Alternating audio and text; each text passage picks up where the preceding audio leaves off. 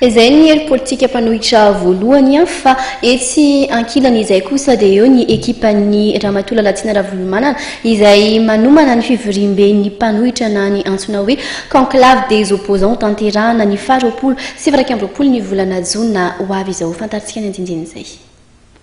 Toko mivoaka avy amin'ny fifanarahan'ny fikambanana sy atoko rehetra mipetraka ho mpanohitra avy amin'ny faritra rehetra manerana nosy ny mpitarika izay mpanohitra izay.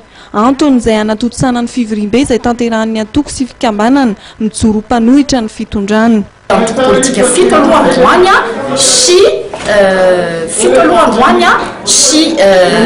fikambanana telopolo dia andray anjara amin'ilay conclave des opposants. Izay zany mihevitra hoe ny zava-dehibe mihitsy aloha amin'izao dia tsy ny anao zay ara-dalàna araky ny itiavan'ny fanjakana azy fa zay amaro-toerana sy amaro-potitra sy atsara orina izany fanoherana izany, izany hoe le légitimité zany. Ka ny légitimité tadiavina dia tsy maintsy hipoitra avy eo anatin'io conclave des opposants io satria ho avy andray anjara amin'io akoatran'ireo efa nanosony ireo mpanohitra rehetra avy any amin'ny faritany. Lazain'ny ministèren'ny intérieur fa zay antoko ihany no mahazo hoe manohitra sy mifampifidy ao. Zay milaza hoe tsy an'olona anankiray tsy anatoko anankiray na atoko 5 ny fanoherana eto Madagasikara fa manakambara amin'izany ny rehetra zay mahatsiaro marary amin'izao fitondrana izao.